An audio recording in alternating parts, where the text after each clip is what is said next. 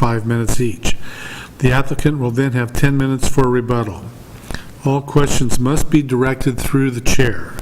Any evidence to be considered must be submitted to the hearing body for public access and to become a part of the record. All written testimony received both for and against prior to the hearing shall be summarized by staff and presented briefly to the hearing body during the staff report. Testimony and evidence must be directed toward the applicable review criteria contained as indicated in the staff report, the comprehensive plan, or the applicable land use regulations which the person believes to apply to the decision. Failure to raise an issue accompanied by statements or evidence sufficient to afford the decision maker and the parties an opportunity to respond to the issue may preclude appeal to the Land Use Board of Appeals based on that issue. Failure of the applicant to raise constitutional or other issues relating to proposed conditions of approval with sufficient specificity to allow the local government to respond to the issue may preclude an action for damages in circuit court. Everyone present is encouraged to testify, even if it is only to concur with previous testimony. At this time, I would ask that any member of the hearing body who has a conflict of interest to please indicate the nature and extent of the conflict and whether you intend to participate in or abstain from hearing the present matter. I've been input ever many times, so that's the... Also, if any member of the hearing body has had any ex parte contact with anyone prior to this hearing, including a visit to the site, please declare the nature and extent of such contact at this time. Okay. Does any member of the audience have any questions for any commissioner regarding conflict of interest or ex parte contact? Okay, the public hearing will be conducted as follows. First, we'll have the staff report, and then followed by questions by us. Then the will open public hearing for testimony. The applicant not more than 15 minutes, proponents not more than 5 minutes each, opponents not more than 5 minutes each, people thought to be neutral not more than 5 minutes each, and rebuttal by the applicant not more than 10 minutes.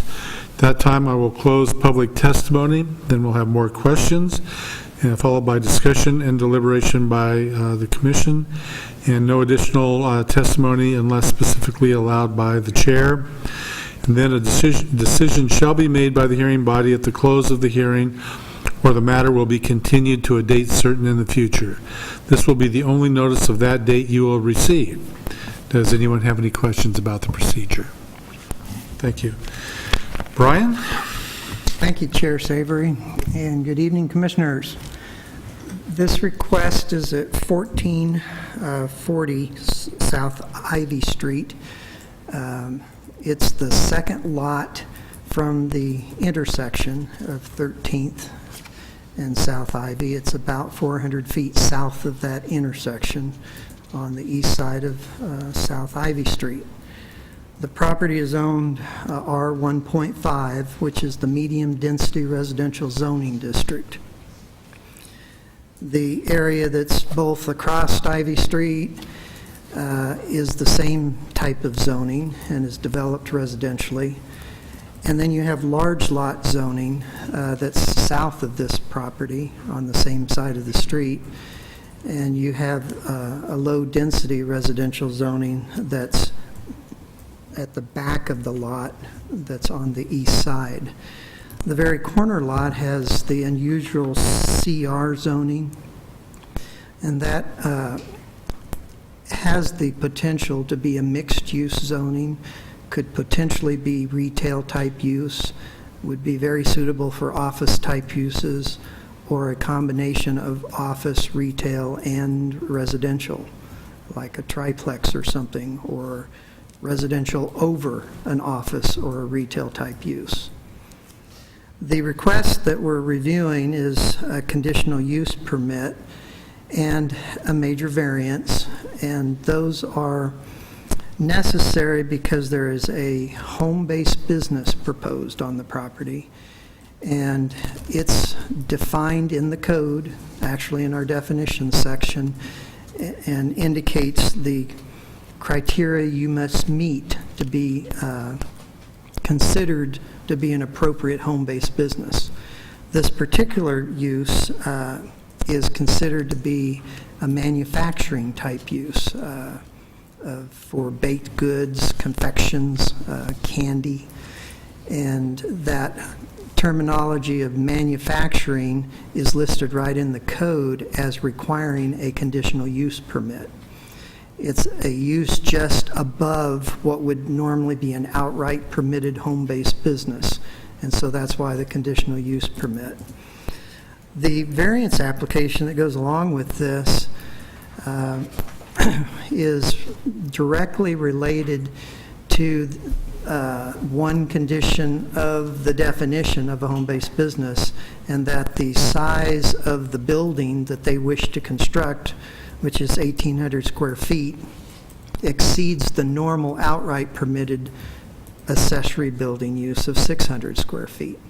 Therefore, we had them make a variance application so it was very clear to you that that standard is not being met with this particular application.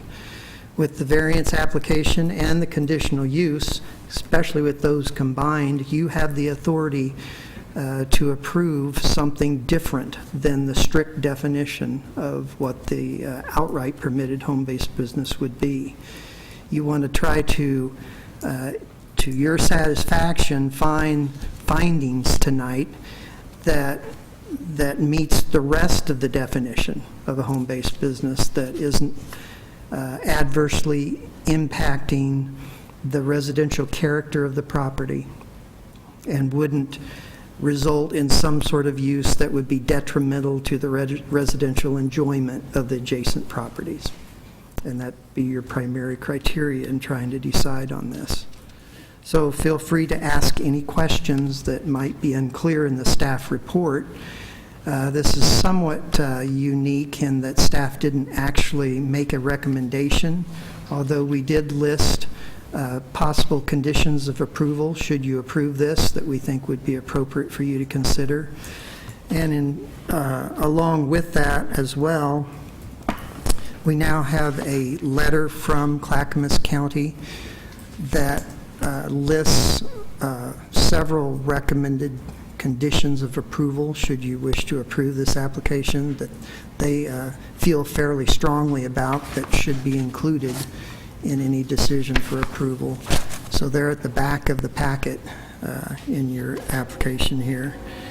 In addition, we laid out on the dais just tonight, because it arrived this morning, the applicant shared that with us, and we appreciate it. And it's actually an application that's been made by the applicant to Clackamas County that is satisfying the first condition of approval in their recommended list of conditions.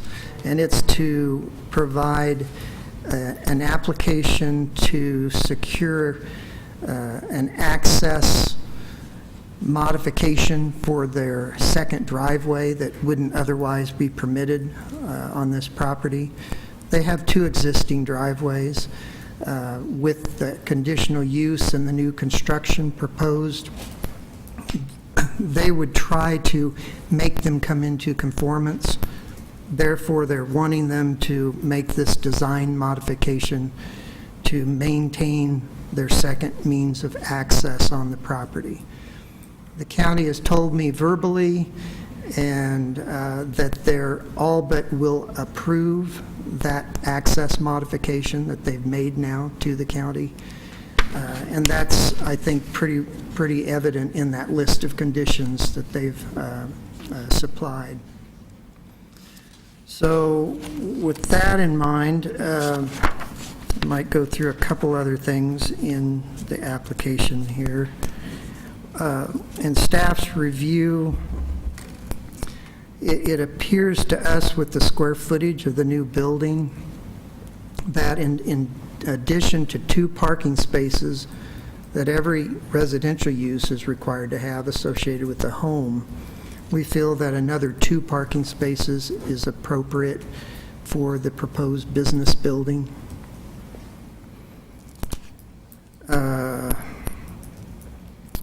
one of the conditions in the definition of home occupation is limiting the use to not more than one non-resident employee.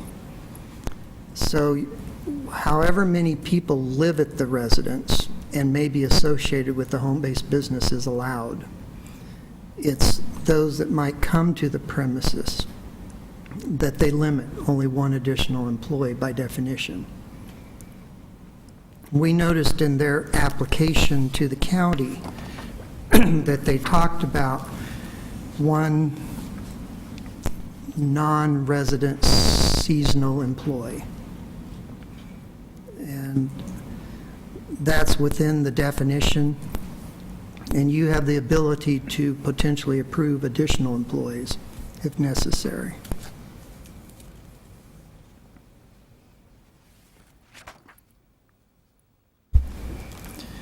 Staff did not feel like the size of the building is a particular issue. They have a very large property.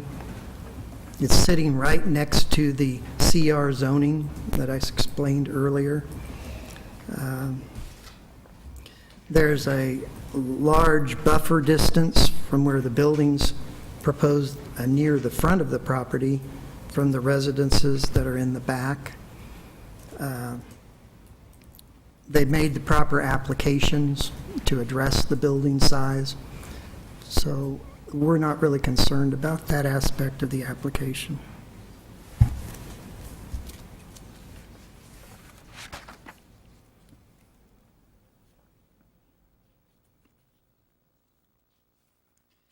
The variance criteria that are in the code are always very difficult to meet every one of them. The code does say they should try to meet every one of them. It's your discretion to decide how well they meet them and whether, if maybe it's not certain they meet one, whether that's causing any adverse or harmful impact in relation to what you're approving again, and that impact it's going to have on the surrounding residential character.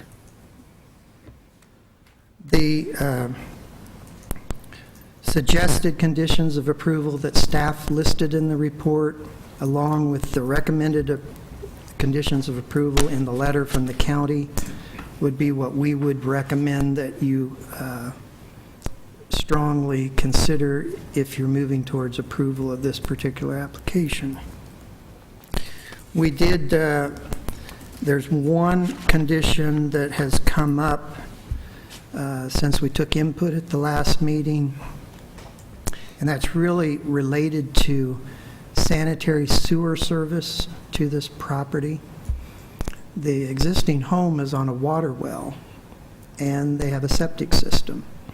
So they're proposing a new business building that has the option of hooking up to those two private services or hooking up to the city's services, which the home currently doesn't have either.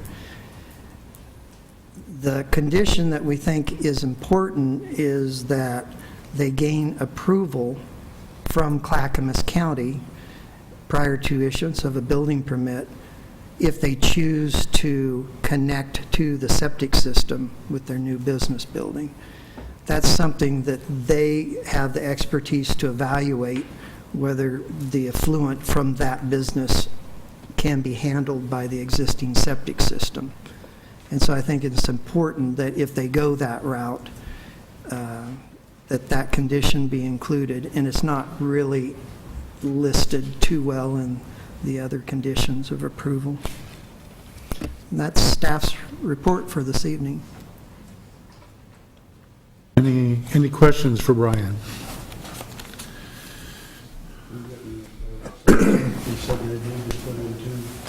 Hey, Larry, can you push on your little green thing there?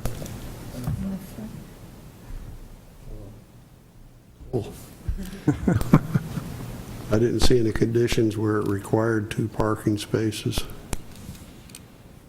The parking space is, we may have missed actually listing that. They have an area that is mostly paved in front of, at a driveway basically, that's leading up to where this building's proposed. And appears that there's easily room for 2 parking spaces in that area. And so that may be why we didn't actually list it, because we thought it was readily available. Part of the issue related to that, however, is one of the conditions from the county is that they don't back out onto South Ivy. And so we do need to be sure that there's an ability to turn around on the site. And that isn't really that evident to staff in the site plan that's been submitted for our review.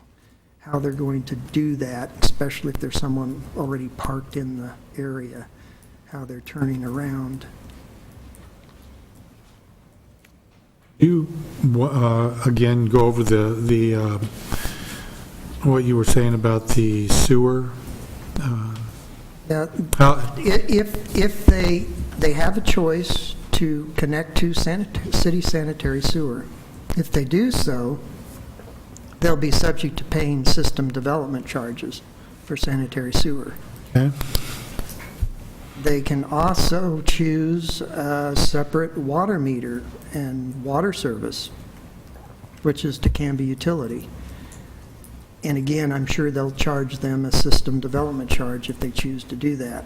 In order to save money, they have considered connecting to their water well and their septic system. But that is an option for them. It's an option as long as we are convinced that the septic system can handle.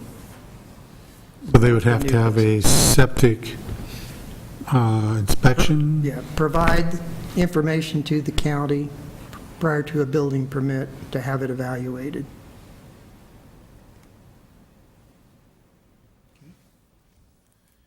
Any other questions for Brian? Okay. Just to further along on that, just one last thing. So if they go with the hooking up to the city system, then they would have to upgrade the meter. I noticed in here that they would have to get a different meter of some sort. Well, it's kind of an interesting situation as we're contemplating which way they might go, and I don't know that they've decided at this point. If they don't have city water service, our sanitary sewer SDC is based upon a water meter size, and they don't have a water meter. And so what I think would happen is we would assume that the house would be served by the smallest water meter if they had one, and that's what we would charge if they tried to hook to sanitary sewer, but not city water. Any questions on that? Okay, let's, who is going to represent the proponents? You'll step forward, state your name and address.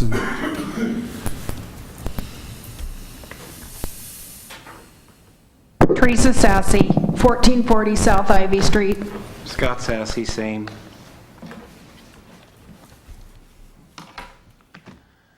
Ask away. No, So you've got 10 minutes. We have a shop existing now, 24 by 30.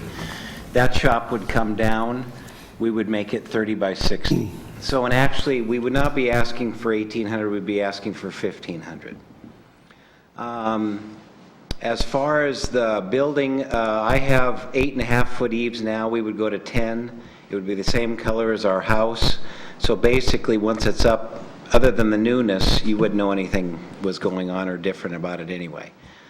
As far as accessibility, I have a 30-foot driveway.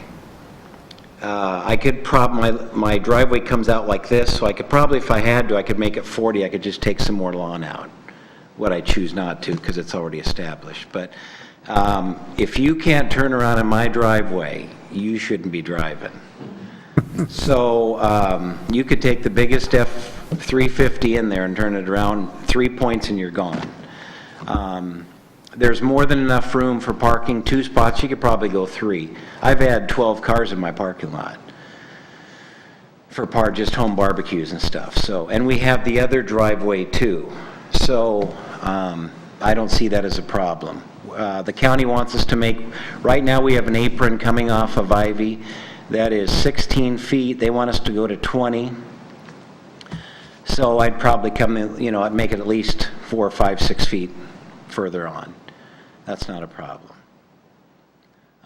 The only thing we do have a question is that one employee, we would like to be allowed to have one more for seasonal, so it'd be 2. So, one full-time, one seasonal. Yeah. Probably. Yeah. About Most right. likely. Yeah. And where we're at now, we're not going to have retail like we have over at the existing shop. It's just going to be a production base. The only thing we'll be storing there is jars and cheese and food and whatever we need to make candy and fondue, so. You, since you will have neighbors, I assume that making candy is not exactly a noisy operation. It'll be during the day for the most part. No more wine bar. The wine bar is going away, of course. Which is unfortunate, of course. It is, but Okay. I've dealt with the Department of Ag on this also. I actually had him come to the current facility, and actually I emailed him all of our plans. So he is signed off on everything because I'm HACCP approved, and I'm a processor, so I deal with Department of Ag, and he has signed off on everything, just for your information. One more little tidbit there. And we've got to be out of our current facility so far. The date is February 28th. I know we're dealing with the time crunch here, and so we may be without a home for a couple months. But we've looked for 2 or 3 years for something to fit our needs and can be for retail and processing, and nothing has come up. We've been kind of looking in Oregon City a little bit. We'd like to stay in Canby because this is our home. We like to serve our community, but, you know, so this is kind of our first option. And I think it would be easier on our lives, actually. So, Jerry Nelzine, we need to talk about utilities. It doesn't matter. Okay. As far as the hookups, we would probably go right off our well with water. Sewer, I checked, I had a meeting with Public Works and Canby Utility. If we were to hook up to city sewer, city water, it was a ballpark of 30,000 plus, which I thought was unbelievable. A new electric line coming in would be 2,500. That I could live with, but the other two were just absurd. So therefore, that was the reason to hook up maybe off the well for the water, because we wouldn't be using that much water in there anyway. As far as septic, I have no plan of going into our septic system. That's a good system. I don't even want to disturb that. Jerry Nelzine told me about it. It's called a little pump station. It's called a grinder. It's like the size of a heat pump that you bury with 3-inch line coming out the back. And at the back of our property in Dinsmore Estates now, there's a road, 14th Avenue, they stubbed a septic, and Jerry said that is more than adequate. We could run that line right back and go right into city sewer without disturbing the road and stuff. Okay. Anything else? Any questions? If in the future, excuse me, if in the future Ivy was to be widened, would there be any impact on your operation?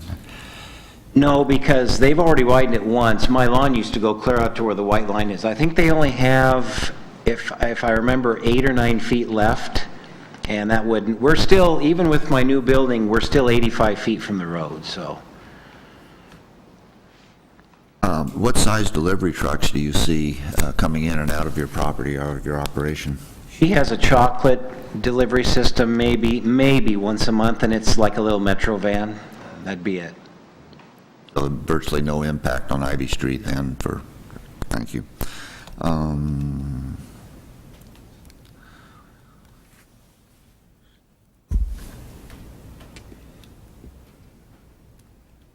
all I have, Mr. Chair. Any other questions? Any adverse chemicals, I don't think, from food processing or anything like that?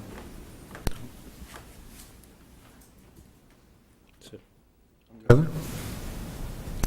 I'll just say I did speak with the fire marshal to see if he had any concerns with the engines getting in there and turning around and all that. Thank you very much.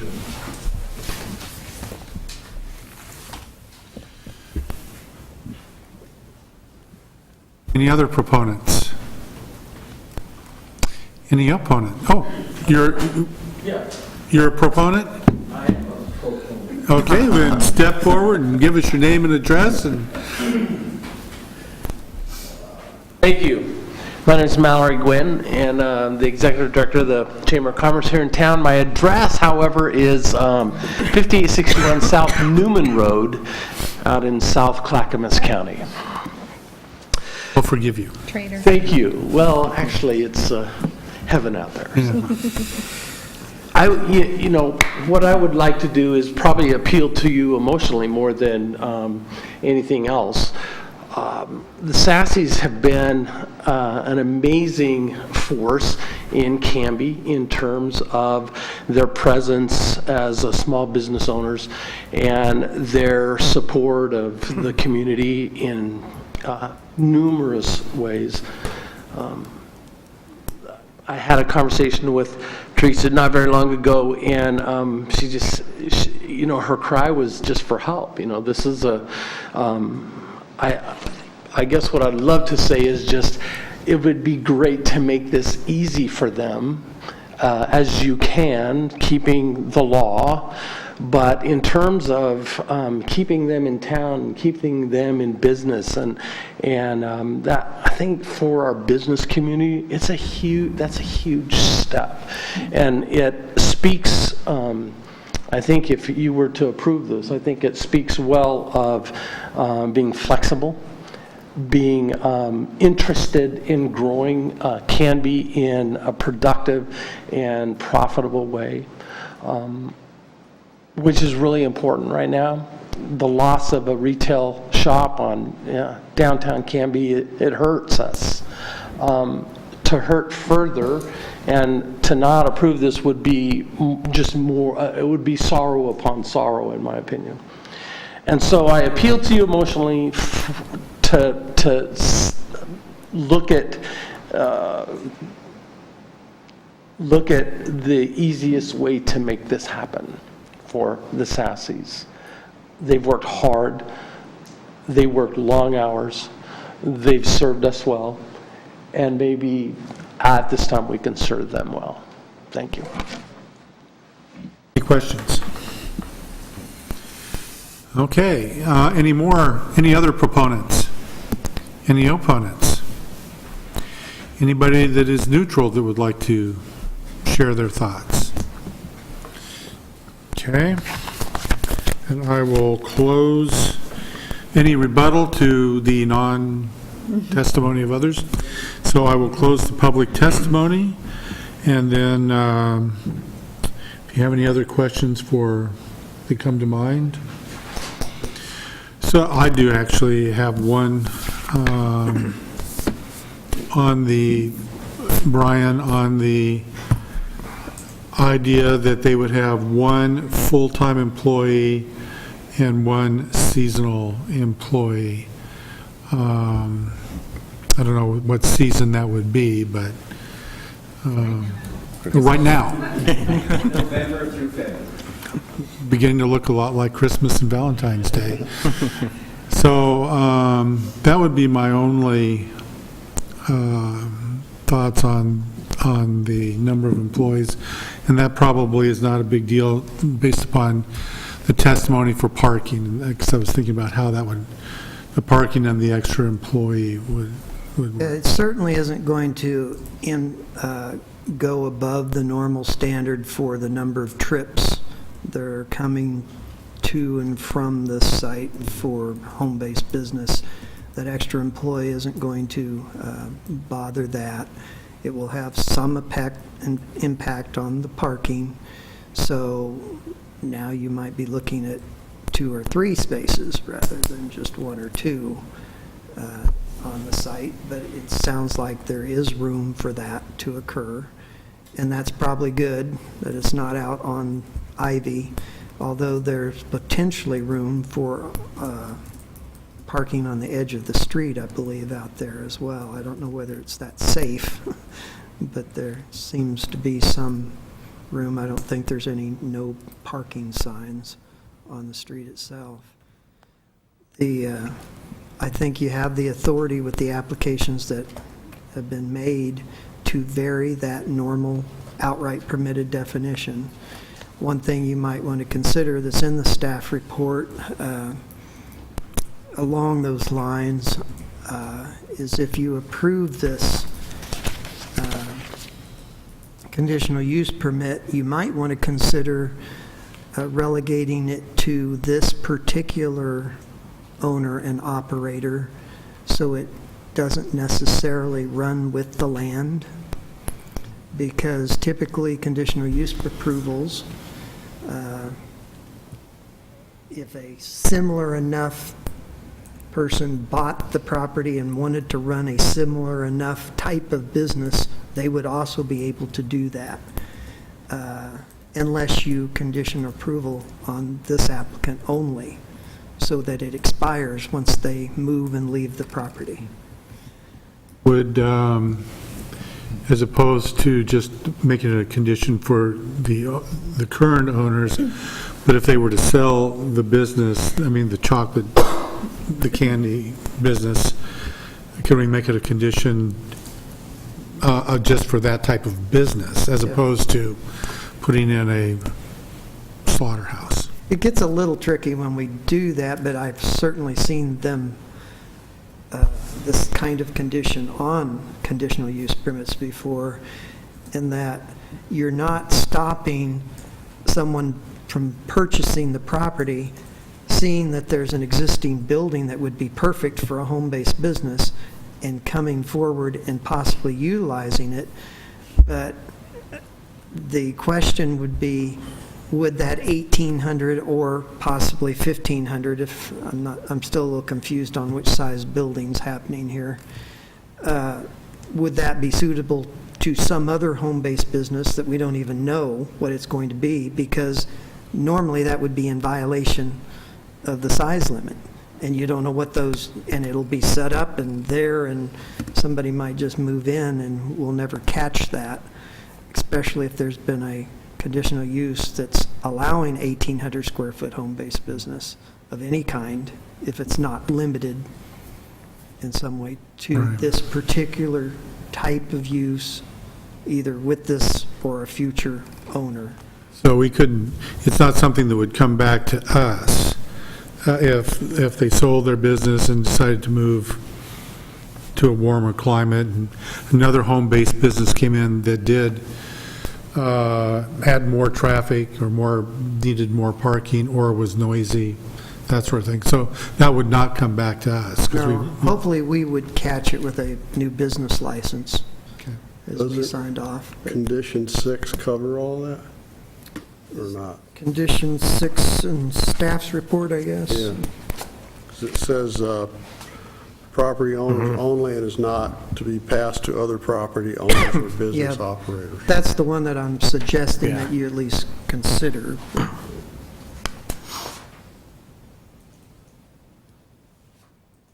So John, I think if we did change 4 to add 1 seasonal employee, and then just accept the conditions, probably would Right. put it up. Okay. Any other thoughts or questions?